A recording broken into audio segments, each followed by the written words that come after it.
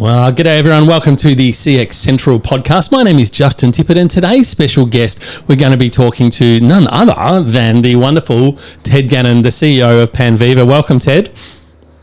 Pleased to be here. Well, mate, it's great to finally catch up again. We've known each other for a while, so I'm looking forward to sharing the Panviva journey with people and talking about, one, knowledge management, because I think there's still probably a misunderstanding for a lot of people around what knowledge management is and, more importantly, what it can do for their business. But we also want to talk about just the story of Panviva, because I know you're sort of going rapid guns into the overseas market, and I think there's a lot of interest for people understanding just how you did that and what some of the challenges are, your thought processes, etc. So I thought we'd start off on, for those that are going, what the hell is that knowledge management thing you just referred to?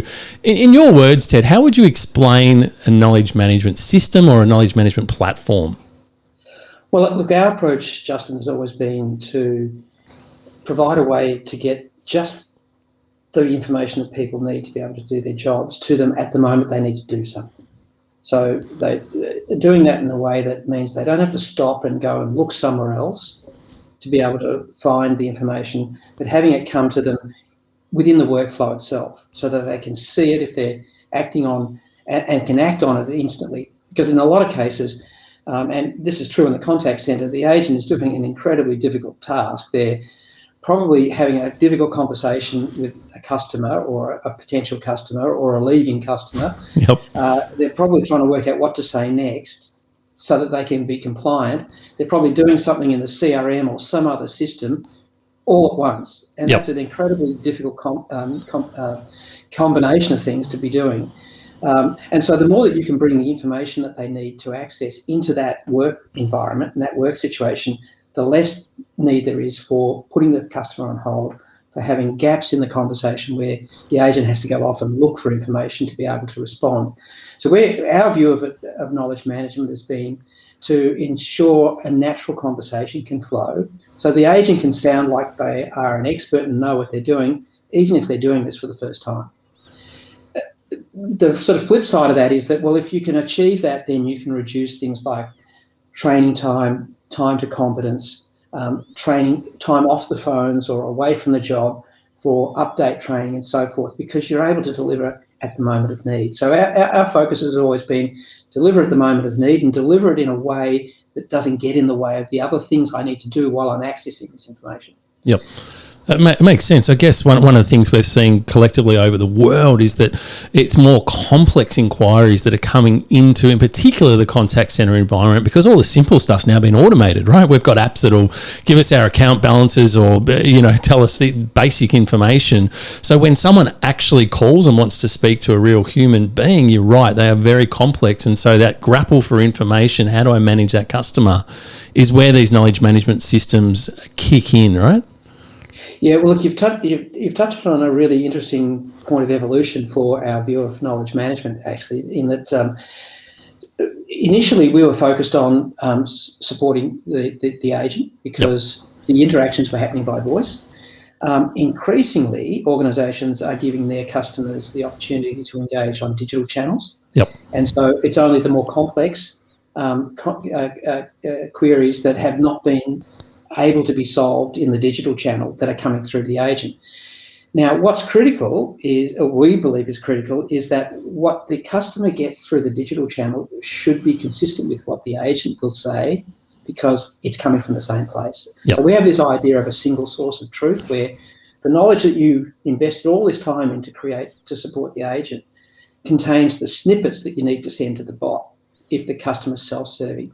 And so it's really critical that you've got one place to manage the content that can be delivered to any endpoint and in a format that's appropriate for the channel that endpoint is communicating over. So, an Alexa-enabled channel is different than a search on the website, and yet the answer needs to be fundamentally the same, and so should come from the same knowledge management system. So Panviva's approach to this is a single source of truth and the ability to curate the knowledge, we call it curation, curate the knowledge you have for the agent so that you can send snippets of it at the appropriate time to any digital channel. Yep, I love that term, single source of truth, because you go into so many organisations and there is just literally bits of information in system A, B, C, D, E, F, G, and right through to Z, and probably into double digits, right? And agents are supposed to just try and somehow respond to that, or you're trying to channel information into a bot, as you said. And so that single source of truth eliminates the scenarios where you get people that have say, oh, well, I was just on your website and it said this, but you've just told me that, and it's a very messy situation. So you avoid all that altogether, right? Yeah, look, a Gartner analyst once told me that if the bot says one thing and the agent says the other, the customer will believe the bot. It's so scary, isn't it? It's very true. Now, so in real terms, I know a lot of people that are a little bit confused around perhaps the very definition of knowledge management systems, because they'll say, well, you know what, Justin, we've actually got a knowledge management system. We use Excel and we've got different tabs that give us information, or no, we use SharePoint, or we've got Microsoft Word, or we've got a folder on the desk. Everyone's got a different interpretation of what a knowledge management system is. How do you sort of respond to that when they say they've got one? Because I know they're very different, but how would you respond at a Panviva level? It's in most of those cases, they've got a place to store data. Yep. Which is very different than knowledge. Knowledge is content in context. If you can't deliver it at the right moment, or the right version of it at that moment, in other words, if the knowledge can't be delivered in the appropriate context or appropriate for the context, then it's not knowledge management. Context goes to, who is it that's requesting it, and is there a different version available for them? A customer versus an employee, or a super user versus a brand new user. So, that's part of context. Unless there's input from the people who are consuming the knowledge, then it's not really a knowledge management system. There needs to be a round trip opportunity where people who are consuming can easily contribute their knowledge or their feedback. And it could be both. It could be feedback to say, well, this wasn't really accurate, or it could just be the things that I've found are really helpful to me when I'm having this sort of conversation with the customer. That's context. That's knowledge that should be available in the system to be used to communicate to all the other end users that might benefit from it. So there's a whole lot of elements of knowledge management that go way beyond an Excel spreadsheet or a PDF or a whole lot of files in SharePoint.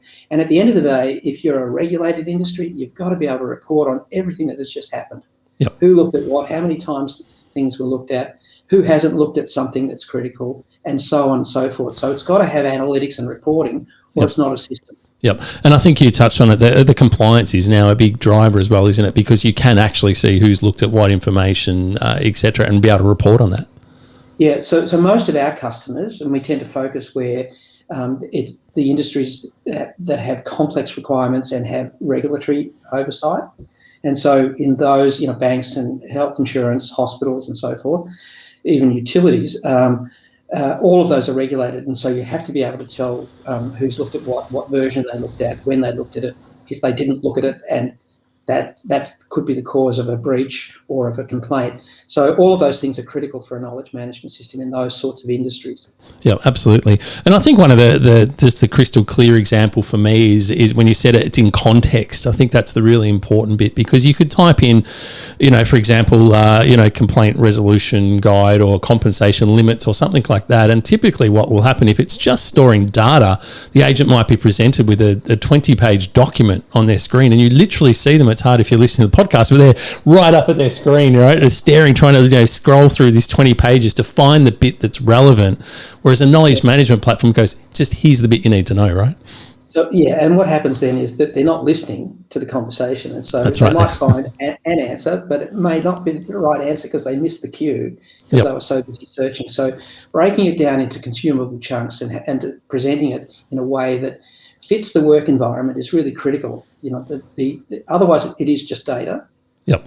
And data is not very helpful if you're in a really pressured contact center kind of conversation. Yep. So, the snapshot for the benefits of knowledge management systems, as you said, you're going to have a better conversation with your customers because you can focus on the conversation rather than looking through all this data.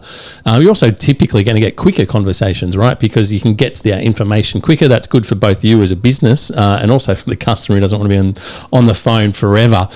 Reduced induction time because you just don't have to train them to the depth that you would normally do because the information's already there in that knowledge management system. So the return on investment for a knowledge management platform is exceptional. I don't know if you got numbers around that, just out of interest. I know question without notice, but it is easily measured because contact centres tend to be managing those things. One metric that contact centres typically don't measure is average silence time.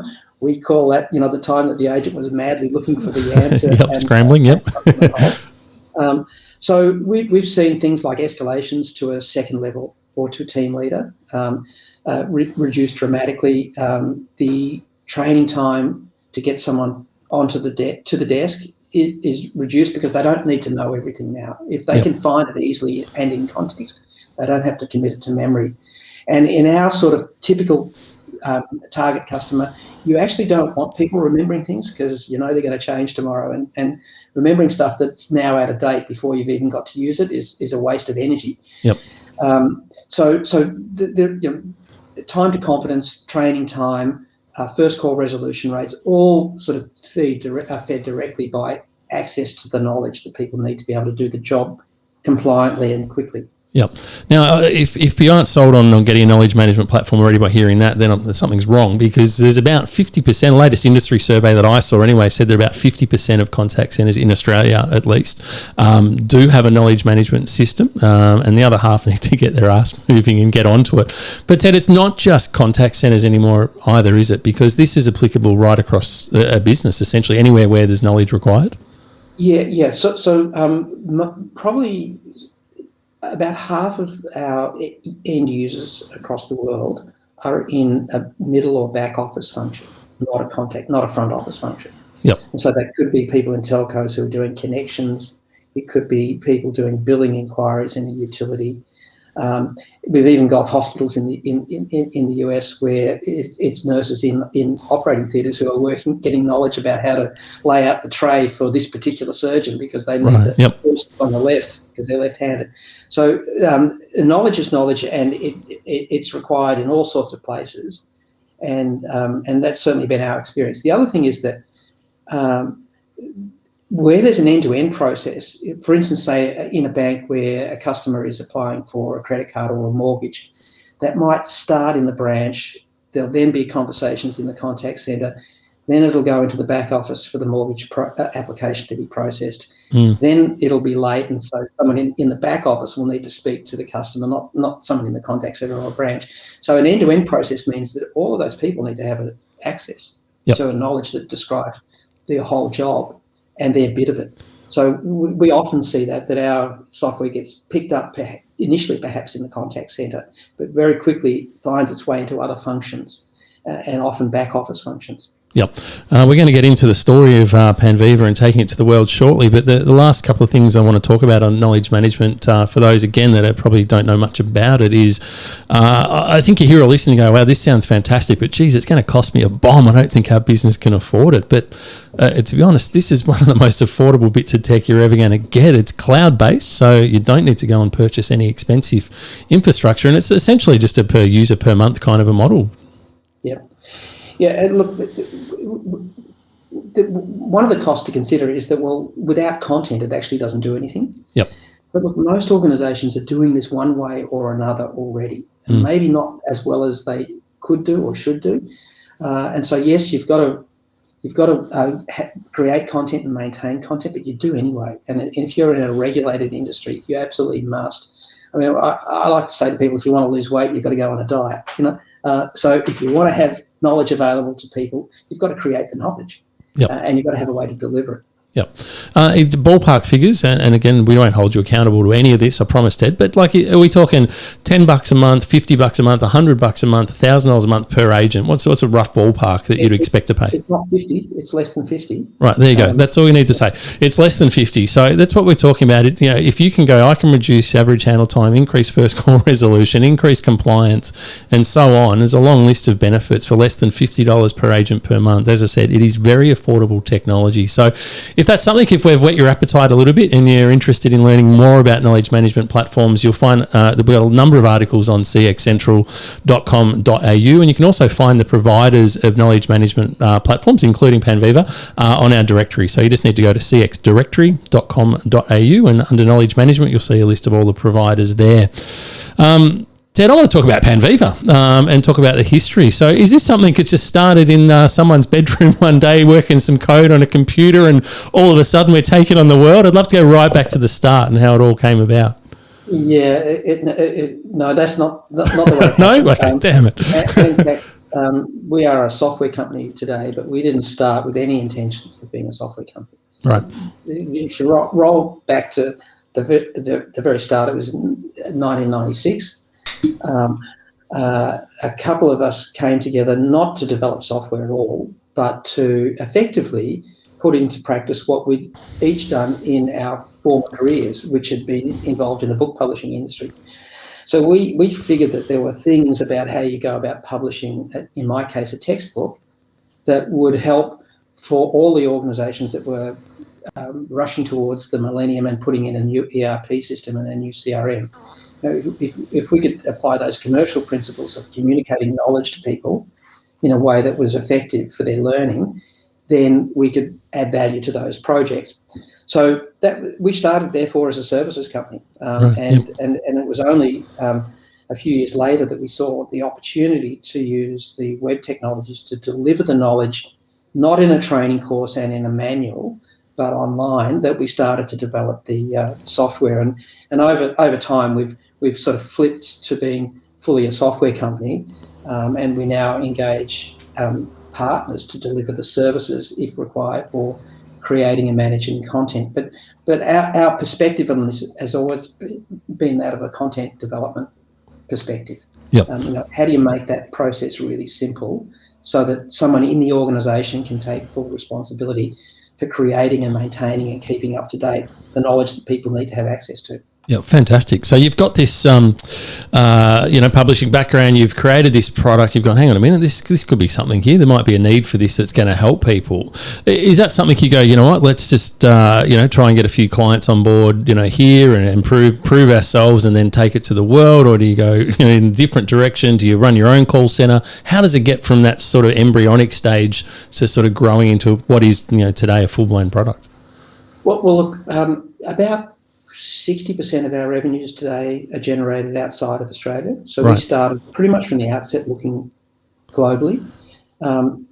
Probably the reason for that is that my 20 years or so in book publishing, I'd always worked for US companies. Okay. And so I'd spent a lot of time in the US. And then as I was, went up in the organisation, I would be party to and involved in management team meetings where you're dealing with all your colleagues in all of the other countries. And so what I learned was that, you can't actually publish a book unless you can't afford to publish a book unless you can sell it everywhere.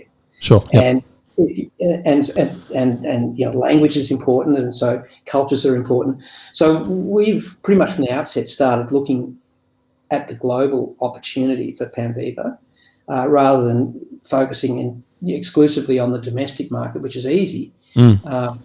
Easier, nothing's easy, but it's easier. We took a global view pretty much from the outset. So in the first 2 or 3 years, we had major customers like Hewlett-Packard and Caterpillar, and we were part of global deployments of our software, even though we were only a couple of years into it. Yep. So that's been the approach from the outset, and that's forced some disciplines to into the way that we develop the software to ensure that it's actually appropriate and effective for those global markets. Ted, I love how you just say so nonchalantly, we just got into Hewlett-Packard and like these are big companies. How do you go from just a small, effectively software company that you were becoming to getting a meeting with those guys, let alone actually them getting your product? Sheer luck. Someone that's working for you that used to work for Hewlett Packard, someone that saw you, at a conference that was involved in doing running a global deployment project. So we won't call that luck. We'll call that great networking, Ted. Look, I think it was Woody Allen that said, 70% of success is just turning up, and that's pretty much it. But you've got to be looking for those opportunities, or else you pass them by. If you're not looking for it, then you would say that's too hard. I can't get on a plane tomorrow and I can't keep going back. It's a lot of money, when you're a small company. So it takes quite a bit of steely resolve to say we're going to keep spending the money. And look, in our time, we've run out of money on a couple of occasions, and had to pull back and reassess how we were going about things. It's a tough journey. But in the end, if you can stick at it and succeed at it, it just... the obvious thing is it just broadens your potential so much that it's worth it in the end if you can succeed at it. Yeah. Obviously, you said you had some background with US, so I'm guessing US was sort of your first point of call to target. Is that right? Yeah. So look, the degree of difficulty is high enough without picking cultures that are different or languages, countries where the language differences mean that you've got to do things in the software. Yep. So the US is both big, and it was familiar, but it's also very similar. So we were able to say, look, what goes on in for knowledge management, or the requirements in Australia are really identical to the same sort of circumstances in the US. Language is pretty much the same. The few differences in spelling are irrelevant, and so it's a safe market for us to be able to expect that we can sell the software we develop in Australia, but to similar customers in the US. So it was an obvious thing. We could, Asia is a really obvious place to go because it's nearby, but languages, cultures, they're quite different, and so we took the easy path, and the one I was familiar with. Yeah. One thing to say, great, I've got some experience with the US. The other thing is actually making a difference and building a business there. Do you hire someone local, or are you on a plane every 5 minutes, or do you just try and do it all remotely? I mean, obviously, this is pre-COVID, I should say. So, how did you start that? Because you said you would have had to throw a bit of money at it to get some traction, I would have thought. We started it probably half a dozen times and failed. And what I did learn was that doing it remotely, especially for the US, does not work. Mm-hmm. There was a time when an Australian accent was kind of cute and people liked to hear it. Yep. But that didn't mean they'd buy from you. Sure. You pretty quickly get to the point that if you don't look, smell and sound like a US company, it's very hard to close a sale. Mm. And the bigger the prospect, the more difficult it is for a small foreign company to succeed. So we just about lost our shirts during the GFC because we were trying to sell to banks. Yep. And there was no way that was going to happen. So we really just picked one industry and then one segment within it and focused ourselves on that. And we picked health insurance because we had customers in health insurance in the UK and Australia. And we were just lucky. Obama was elected.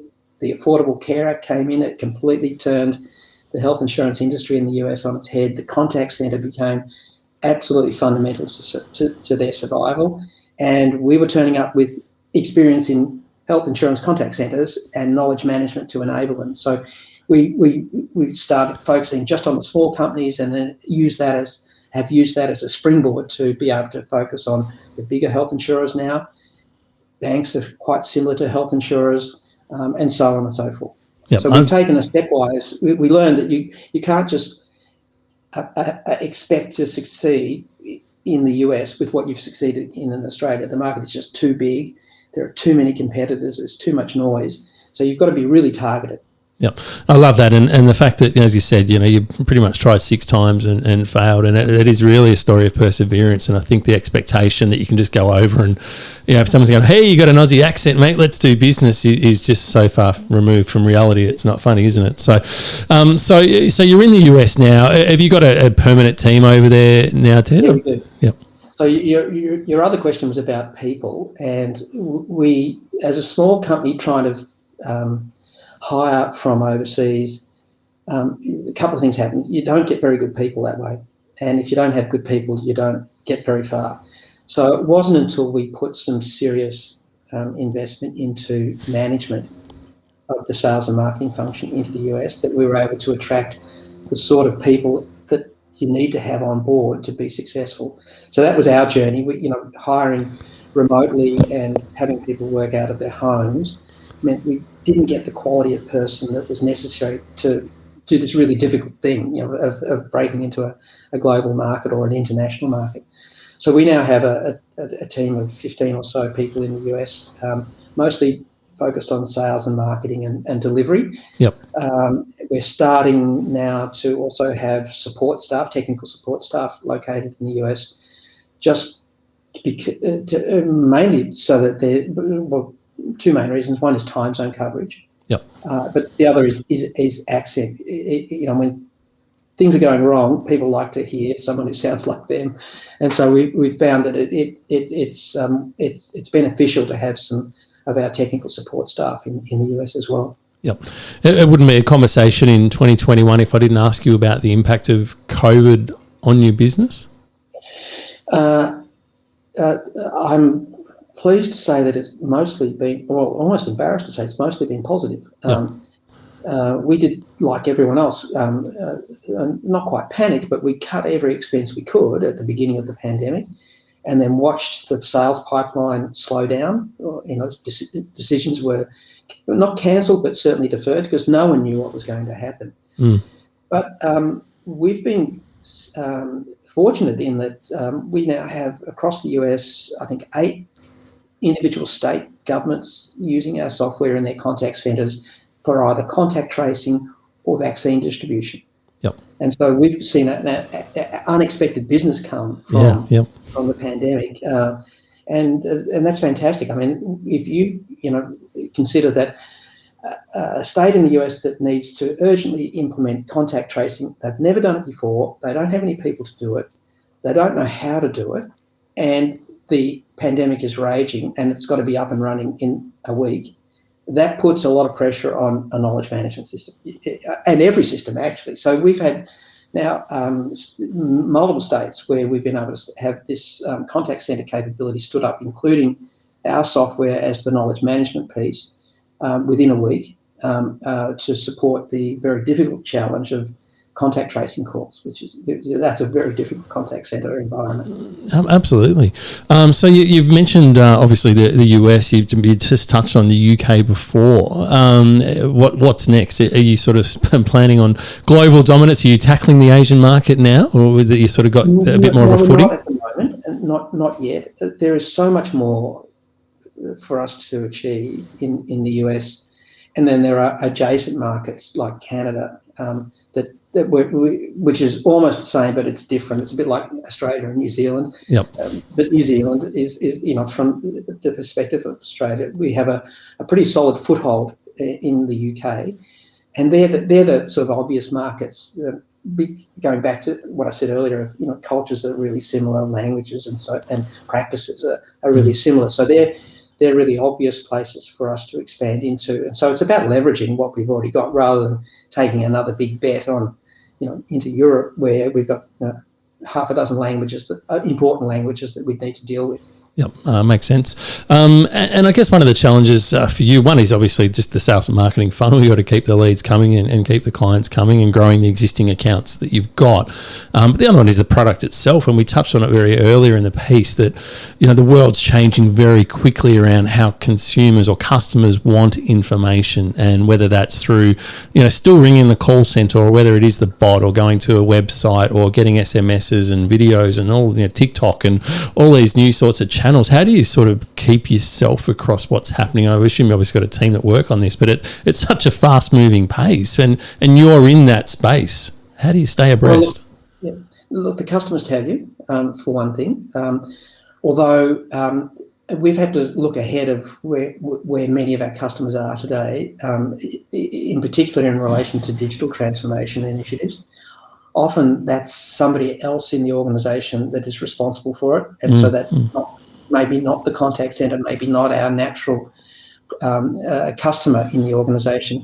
Yep. So we have a very significant focus on digital transformation and exploiting digital channels. to be able to do what I was referring to before of curating the knowledge so that bits of it, snippets of it, what we call them knowledge nuggets, can be sent to any digital channel. One thing that we have seen through the pandemic is, and I think everyone has seen this, is a shift to working from home, and that's really changed some of the dynamics of supporting agents. So we were already focusing on integration with things like Microsoft Teams, and we've released a Teams integration that delivers knowledge from Panviva to a Teams bot, which we call Nugget. And we found that that has found a really ready market amongst contact centres where agents have suddenly had to shift to working from home, because Teams has become the way they've interacted with team leads and support desks and so forth. But that's created in many cases a huge backlog of queries that the team leaders now have to answer in Teams. So the idea of a bot that can take those simple queries from agents that need support is quite similar to a bot on the website. And so we're looking at those sorts of trends all the time and ensuring that our product is set up to be able to serve all of these digital channels really effectively. Yep. You've sort of touched on something that I guess is more broader than just a Panviva question, but who drives these sorts of initiatives? And I guess it's part of your sales and marketing funnel, because it's obviously, as you said, it's much bigger than just the contact center. Is it driven by, we're now talking about roles that are CX roles, so we've got the customer experience executive level kind of roles. Is that sort of the guys we're targeting, or is it the IT guys, or are you just going right at the top and saying, hey, Mr. CEO, I can transform your business? Where is it? Tick all of the above, or how do you go about it? We try all of the above. I mean, getting to the very senior level is really challenging, and sometimes you just can't. In fact, most of the time you just can't. So you've got to find other channels in, but certainly just the customer experience. It was sufficient to focus on customer experience or operations. Now, the bot may be developed by a digital transformation team that may ultimately report up to the CIO or into IT. So we are finding that we need to broaden the sort of personas that our marketing is focused on. We had a webinar just yesterday on the use of Power Apps and the Power Platform, the Microsoft Power Platform, to automate things. Now, at least half of the people who attended that were not from a traditional customer experience role in the organisations that attended. So we're certainly having to broaden the messaging and broaden the targets to include the people that are drawn into the digital transformation initiatives, because that's where knowledge needs to get to. Yep, that makes sense. Well, geez, it's been a fascinating insight, Ted. One, just in terms of knowledge management, as I said right at the start, I think it's something that, if you don't have it in your business, you should seriously be looking at it. And to be honest, I mean, I'm agnostic. There's lots of platforms out there, but it is no question that technology is something that's great for your business. And as I said, if you're looking at learning more, you can just go to the CX Central website. So it's cxcentral.com.au, and we've got lots of articles, and you can also find a list of all the providers that service or provide knowledge management platforms. Ted, just want to say thank you. I know you're a busy guy. You're crossing multiple time zones, and I know in previous times when I've been talking on the phone, you're normally on a plane and something, so you must be going a bit stir crazy. You're not being able to travel as much as you normally do, or are you loving it? I'm loving it. Working from home is great. Fantastic. All right. Well, mate, thank you so much. Thank you for everyone for listening. And we look forward to catching you again on another CX Central podcast in the not too distant future. Thanks, Ted. Thanks, Justin. Bye-bye.